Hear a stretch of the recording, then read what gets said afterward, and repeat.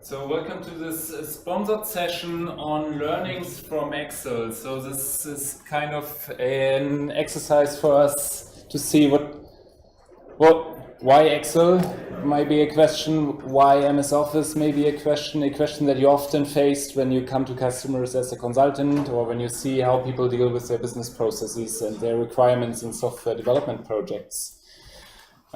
This is something that we want to shine some light on today. So I'm Sebastian. I'm Holger. We're both working for Idemis. We're doing something with Xtext and the language engineering turf and doing consulting. You have the clicker. You have the clicker. Next slide. One disclaimer.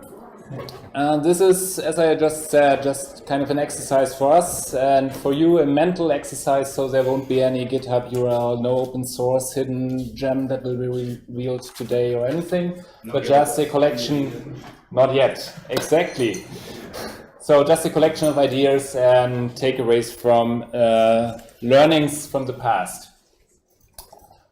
So we often face a few prejudices when we talk to requirements engineers or when we talk to developers or when we talk to business clowns, no offense. So what we always see is that the developers say these business people, they cannot cope with this hardcore coding stuff. They are not concrete enough. They only have vague ideas. They put them into Word documents. And what we end up with is just a mess and inconsistencies. And business experts, on the other hand, say, well, we are well aware of the fact what we are doing and we are very good at that. But to be honest, we don't want to code. So this is something that we want to discuss today. And we have seen in different projects, different situations where business people actually do coding, sometimes in Word, sometimes in Excel. And we just want to know what we've seen and what we think about that. So who of you has already seen Excel sheets or business requirements collected in Word documents, printed out, put into something and sent over to India to be implemented, in a flawless fashion, of course. There won't be any ambiguities or something. Now, what happens in software development processes is exactly that. People write their requirements verbatim in Excel documents or in MS Office, and we took a look at and asked the question, why does it happen? And what is their motivation? Why are they using these tools? First and foremost, Excel, and what can we learn from that? So, Excel. I want to give a short Excel demo now. Just to say one word, my professor at university said, with Excel you can do everything, you can solve all problems. And you will always find someone who actually attempts to solve all the problems with Excel. That will always happen. Excel. This morning I learned there is a new version of Excel for the Mac. And there is a lot of new features. I had a new version from 2011. And this morning, Sebastian told me that there is new hot stuff in Excel. So this will be now an Excel showcase, and we earn money from Microsoft and we sell licenses. No, of course not. Just a few things that you can do with Excel. And a few things that we consider are crucially important to business people and are one of the main reasons why they are doing so many strange things in Excel. So first thing, you can put numbers into Excel. Which is already good. Then you can use Excel to do code completion, more or less. You can do computations. I want to compute the sum, and usability is sometimes good enough. So now we are computing the sum here. And I save this document. And now I send it over to my German colleague. So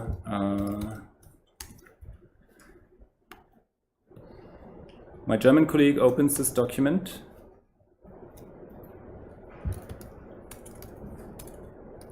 At least it tries to.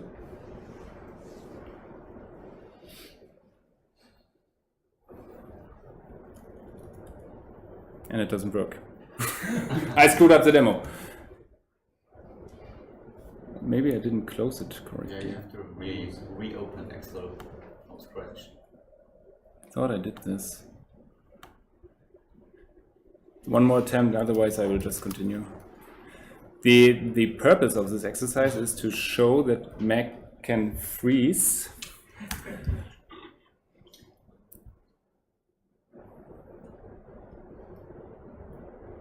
And that we actually have internationalization in formulas. So while I type the English name of the formula in the English version of Excel, I see the German name of this formula in the German version, and it still works the same way. So this is something that is super important actually to business users, because they want to be familiar with the language of their tool. They don't want to have all the UK UIs, or when you are working with French people and Italian people and Spanish people, all want to be comfortable with their environment. And this is something that Microsoft did right. Another thing that they did right is, I cannot demo that though, is that it's still possible with Excel 2016 to open documents that were first created with Excel 1.0. That is like 20 years ago, and they are still backwards compatible. That is super crucial, because you often have these Excel sheets with 25 sheets and 30,000 lines that are only used once per year and never touched, because the people who originally created those are already dead, but still works. And actually, Excel is quite smart with the code completion that I already demoed, so it can do things like that. And then I'm only interested in the weekdays and not in the weekends, so I can do this and then continue, and it will now skip also Saturday and Sunday automatically for me. That is super convenient. And a few other things like I can do conditional formatting on demand, so just give me semantic coloring on the fly. I can do analysis on these values, like give me only the duplicates, or where is this certain value used, and all these things are available directly in the UI, so you can introspect all the stuff in a live fashion. So even the status bar gives me some indication on the numbers that I just selected.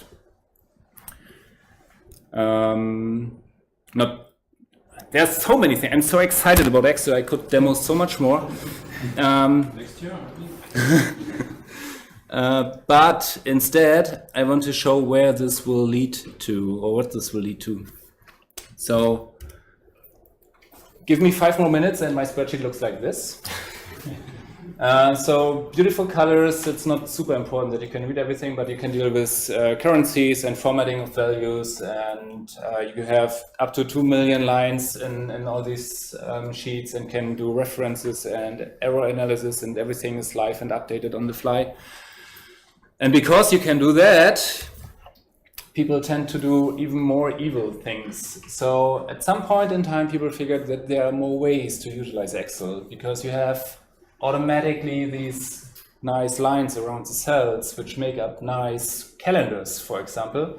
And if we just color those black, we have some kind of project plan implicitly available in Excel. So this is what people do to do their resource planning without any formal verification that there are possibly inconsistencies, or someone is on vacation because this is not connected to your HR system, but they still do that. Or even more so, this is, I don't even know what this is, but given that there's some payment processing here, I would say it models a business process in Excel. So that's graphical modeling in Excel, but not really formal. But someone has to understand that and bring it to software sometimes, and then there is a lot of space for interpretation, and then you end up in software that doesn't do what the business user wants to do. That may happen. I'm afraid that may happen when you look at these diagrams. So what we claim now is the way Excel is used is actually a lot like coding. Excel offers many features that we see in mature IDEs like Eclipse, Java IDEs like I don't know, IntelliJ IDEA. All the candidates, they pretty much offer the same feature set as IDEs, and Excel pretty much offers almost the same stuff that these IDEs offer, just on another level. And when you look at this, it pretty much is what you have in programming languages. So you have a standard API, a set of functions. Google Spreadsheets, I think they offer like 450 built-in functions that you can use. And whenever you are stuck with the built-in API, you can even do a call out like in Excel to, how's it called? VBA. VBA. Visual Basic for Applications. In Google Spreadsheets, you can always call out to JavaScript. You can use named cells in Excel. That is the same as, in essence, it's the same as variable declarations.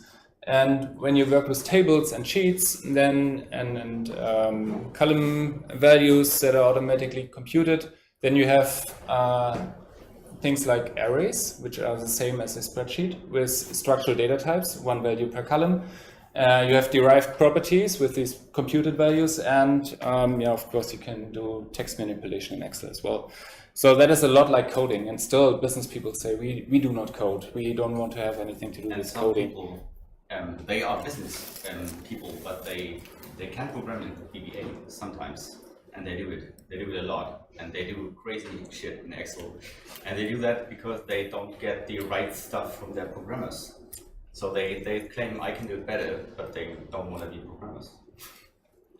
Yeah, it's exactly like they don't get the right stuff from their development teams because they are outsourced in India or somewhere else, East Europe, or just in-house developers can even be cumbersome to deal with. So what they in essence do is they do coding in Excel. One more thing. There's one more thing. Not only Excel. Sometimes people say I can't use a formal thing because I want to write it in my way. And that's natural language. So what they use then is Word. They write something like code. It's not code. It's just something they see as the logic of something they want to have. And then they send it to their programmers and they interpret it and they end up in software that doesn't really work. And that costs a lot of money, that costs a lot of time and a lot of confusion. Yeah. So what we see in the real world is on-demand ad hoc analysis done with Excel, and also long-term programs that are implemented with Excel and populated with new data from now and then. So what Microsoft actually did is it cloaked a real development environment in the form of a business application. So still it's coding what they are doing, and this is something that is striking. What is the disadvantage of using Excel is the next question that you may ask. So why don't we all work with Excel? Of course, because Excel cannot be shoehorned into something that allows us to do graphical modeling. I mean, I can try that and it looks like the screenshot that we just had, but there's no formal verification or anything. But since Office 2010, I think, the serialization format is XML and not binary anymore. And that is why you can generate code out of that, and some people do that. Yes. All right. Before there was CSV export. Yeah, Excel is coding, and we have seen multi-notation. Sometimes Excel sheets look like formulas. Sometimes you have just text. Sometimes you have graphics in it, and sometimes you want to have just things where you can type in special data, and at the end you want to mix that all. And Excel can do that. You have tables, funny things. You have we have seen that you can evaluate live things that you have written down in Excel. You can filter out things, and that's more or less a representation of that. The whole data is there, and you can filter out things and just show a part of it. And there are a lot of tools that cannot do that. So we have seen that in his demo that we have internationalization, and we have semantic, it's a hard word. We have semantic highlighting. And all the things you might know from IDEs, Excel can do that. And what we want to have is something like Excel, but in a formal way, so that there is no room for interpretation. But it should do the stuff that Excel is sexy for. You want to add something? Yes, with the next slide. Actually, many things that we nowadays see in the IDE world is also available in the Microsoft world already. So when we see IDEs in the web like Eclipse, Schill, then we already do have Google Spreadsheets. We do have Excel 365 that you can use in pretty much every browser, on the iPad, everywhere, where you can parallel work with the same document. Everyone's seeing the life changes. All these things are already there in the business application world, where people abuse these tools as, in essence, programming or development environments to solve their business cases. And we are still not there yet with the IDEs. What's lacking, where Excel is definitely lacking behind, of course, is that there's so much freedom and only so few formal specification on what is allowed and what is supposed to be forbidden, that this is something where we want to go into and improve on that situation. Nowadays, we see a trend that all the things that are already there for Excel business applications, and we do the very same in Eclipse sometimes nowadays. We bring everything to the web. We try to build something like Google Docs. We try to build something like Google Spreadsheet. So there's a trend. Next slide. Of course. So coming back to, it's your turn, I'm sorry. Please, go on. Coming back to these two examples, what we see here is shoehorning Excel into something that's supposed to be something else. So what we actually want to provide for business users is a tool set where they can build exactly that. So these are in essence domain-specific applications. Here we have a resource planner, there we have some icon spreading thing. And the idea would be that we provide means for business users to create exactly that without all the openness and freedom to make mistakes, without the chance to create inconsistent data or draw lines that end nowhere because someone deletes this icon and the arrow is suddenly just dangling there. This is something that we want to look into. We have done that for some customers. They had a word format that was invented by themselves. So they don't call it coding, but actually it is. It's just their way of coding. And what we did is we built an editor that exactly has the same syntax and exactly looks the same way. And then they said, okay, we can use that. But what they do is they code C code. So we generated C code out of that.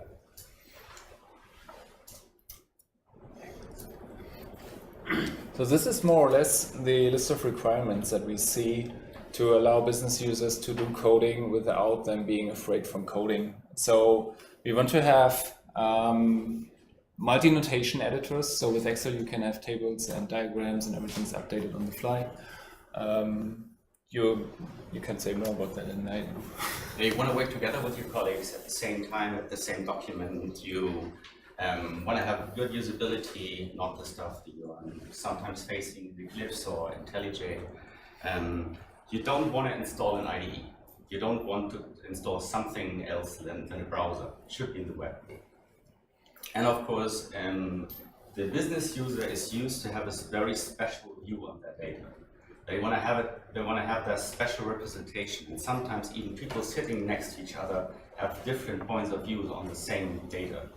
And it should be possible to switch a view on the same data and working together on the same thing at the same time with a different view on the same thing. That was a lot of same data.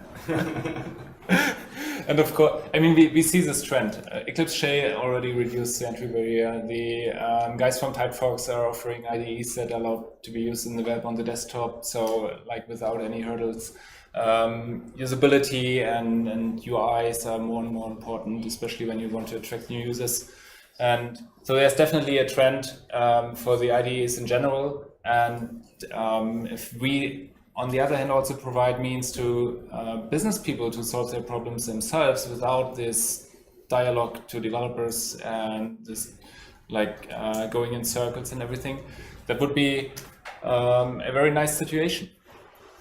So what we did in the past looks like something like this when we tried to go towards that direction. Have you ever heard about MPS? Yeah, some of you. It's a big IDE. It's slow. I don't like it at all, but you can do things with it that you can't do with other tools. You can build projectional editors. These are projectional editors. It's just a picture. You don't really edit the data itself.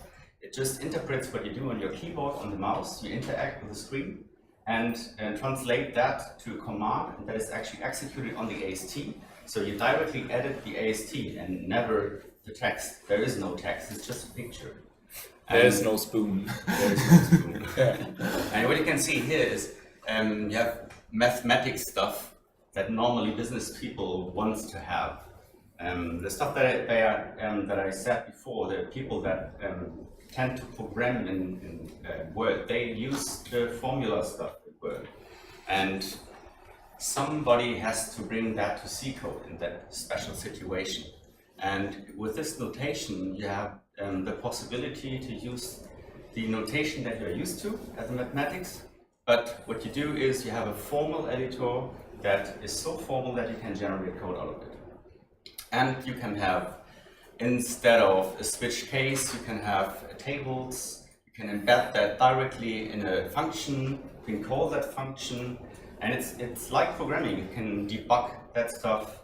That really makes fun when you get to the point that you have such an editor build it, because that's a hard thing with MPS. And the entry barrier is much, much higher than with things that I love, like Xtext. Whoever got trapped in VI because he didn't know the shortcut to close the editor, I mean, MPS is worse. Yeah. It's an exception-driven development. I heard that. But the core idea is striking. I mean, when you look at this formula at the top, it's, as long as you know what this sum sign is about, it's way more intuitive to read it like that compared to a for loop when you are a business expert or a financial or a mathematician or something, somebody expert. Same as the decision tree. This is much more easier to grasp and understand compared to an if-then-else cascade, or the decision table can be statically analyzed whether there are any gaps or some catch-all entries missing. So we can do formal verification on all these things because information is available in a structured fashion and not only as source code. This was implemented or entered as more or less as text.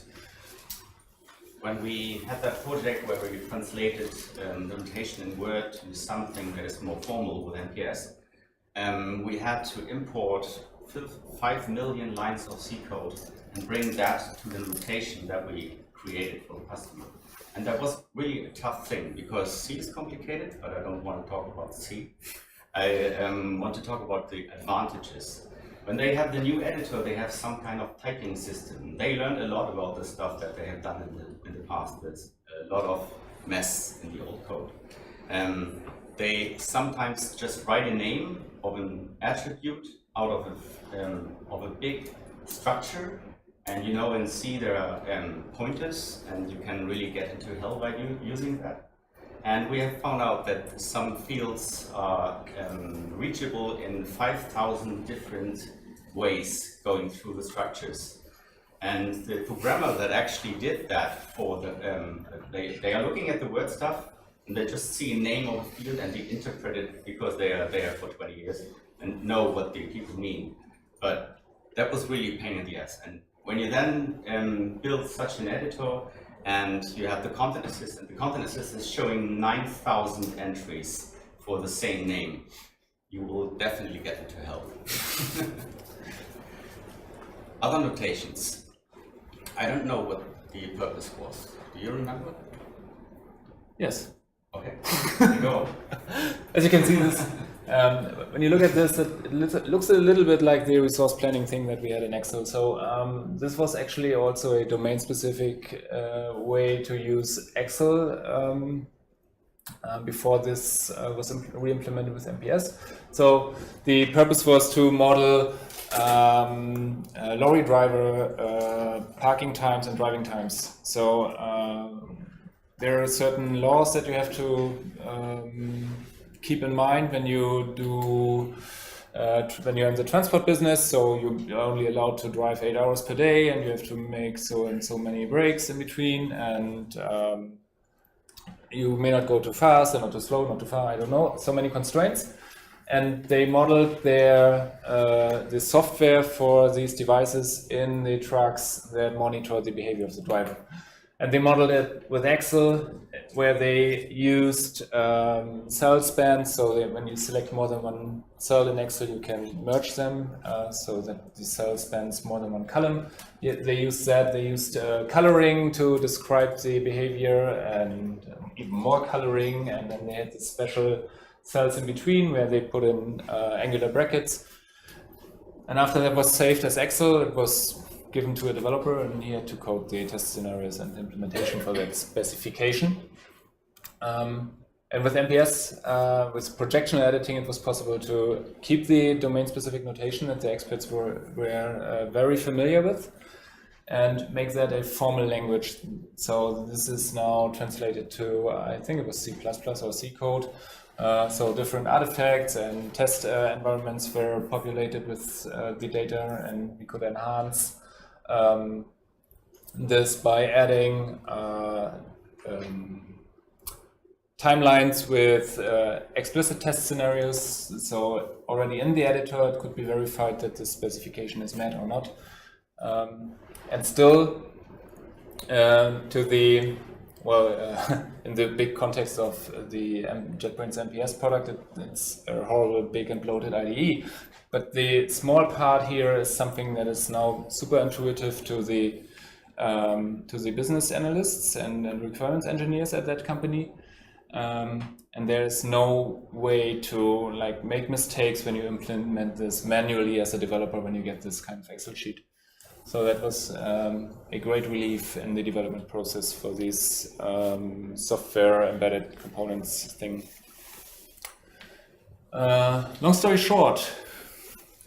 There are a lot of technologies out there. You have heard about a lot of things here at the conference, bringing things to the web. There is Xtext that I love for textual DSLs, MPS. I don't want to blame MPS anymore. We have GEF for graphical editing. We want to have everything in the cloud, and people don't want to save their files on the somewhere on their local storage because they want to share it. They want to work together on that stuff. And currently, we are building things out of all these technologies to achieve what we said. But at the end, no happy face. No. So we can mix and match so many technologies, but some fundamental and core requirements won't be solved. But on the other hand, if we take all the learnings from the past years, so so many years that we built domain-specific languages and web applications, and the learnings from attempts to move to the cloud or collaborative efforts and web IDEs, etc., etc. If you take the best of breed and all the know-how that we could gain from that, we may actually achieve that business analysts are no longer just the Word or PowerPoint or Excel document type of guys, but that they actually can use formal languages to specify their requirements or their implementation. And we have to keep in mind, when we build something, it should be usable for business users and sometimes for developers as well. So when you just build editors that fit for business users, you will end up with some kind of notation that might be text, might be graphic, might be a mixture, maybe tables, I don't know, but the text editor with the current technologies, I mean, especially MPS for building projectional editing, it's really a pain to use that because you will break your fingers. When you're used to a normal text editor, you can just start typing and go on. And when you know what you do, you don't have to invoke the content assist at all. In MPS, you have to do that all the time. You have to make decisions, and that's painful. And then there are thousands of workarounds to make that a normal text editor. And yeah, we had a long discussion with other people working for Itemlist. They are very into MPS. We don't love each other, but we'll become better. So, as we already said at the beginning, there's nothing like, and now you can download all something easy and usable and ready to use and open source and super fancy. But what we like to do is, in the last 5 minutes, to get into some discussion, maybe get some feedback from your side. What do you think? Is there a way to close the gap between what business analysts do, what developers do, what both parties think about each other? Maybe there are business people in the room.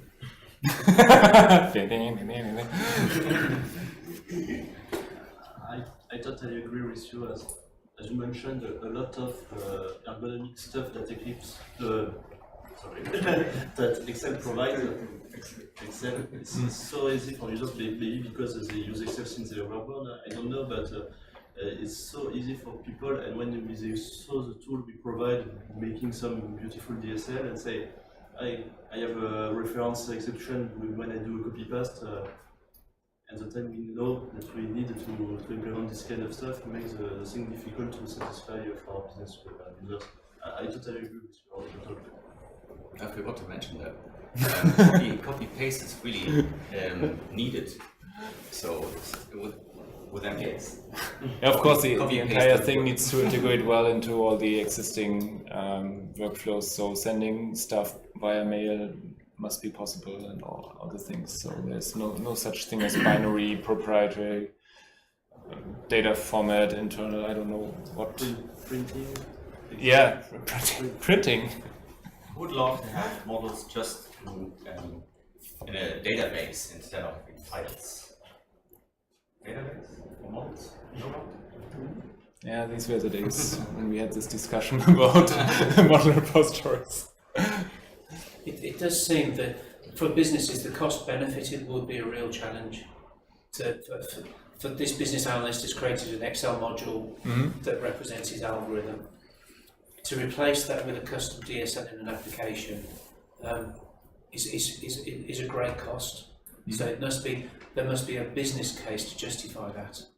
And if the business case is to formalise that algorithm and lock it in software, then that might be a justification. But in lots of other cases, it doesn't seem justified, I'm afraid.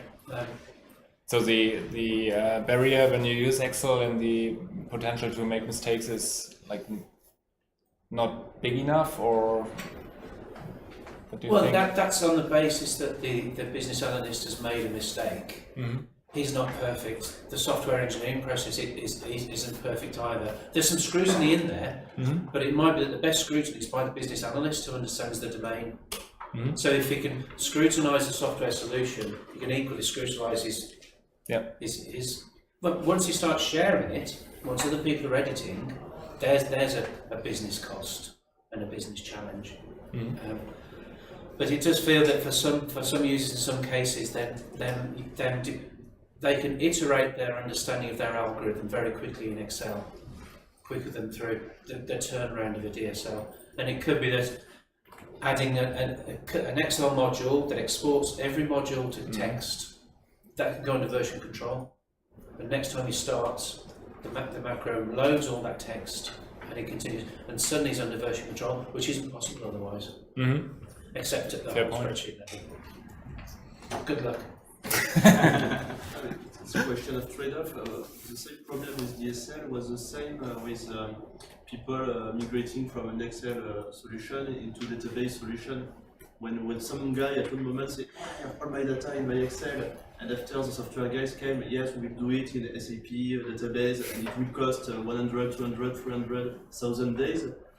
They have arguments to say it would be speeder, faster, more reliable, more users to connect. Maybe we have lack of arguments for DSL because we have the same problems. Some guys doing some modeling stuff in their Excel sheets, and finally how we can sell that. Okay, they don't we have very soon the print option, but some features that they really need to work.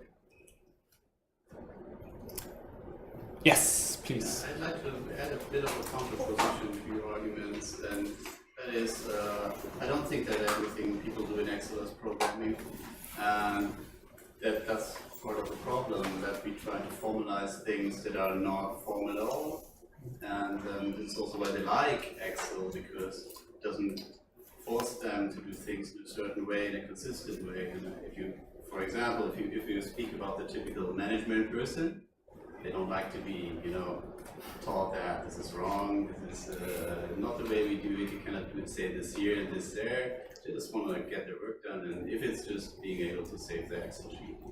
Yeah. And of course I know that this is a bit of an exaggeration, but we have to be careful here. I guess why Excel is so popular is actually because it allows that huge amount of sloppiness that goes beyond formalism, far beyond formalism, into it's just plain useless what you do there.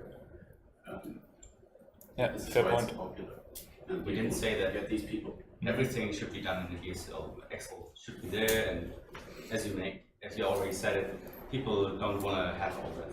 But that also holds for other things, like graphical representation versus coding. Maybe graphical representation is more like sloppy, and you sketch something in order to explain it, and not so much define things or declare things or specify things exactly. Yeah. So this is also where I see the main problems with integrating different syntaxes and so on, that they all have their use case, and then it's also good that not all of that is really formal and specified. When it comes to the point that someone has to look at the stuff that someone else has defined and writes code out of that, then it should be formal. Otherwise, maybe not. I'd really like to continue the discussion, but we're already over time. But we'll be here for a few more minutes, like before the room. And yeah, super fair point that not everything is actually programming what you do with Excel. That is, that's so true.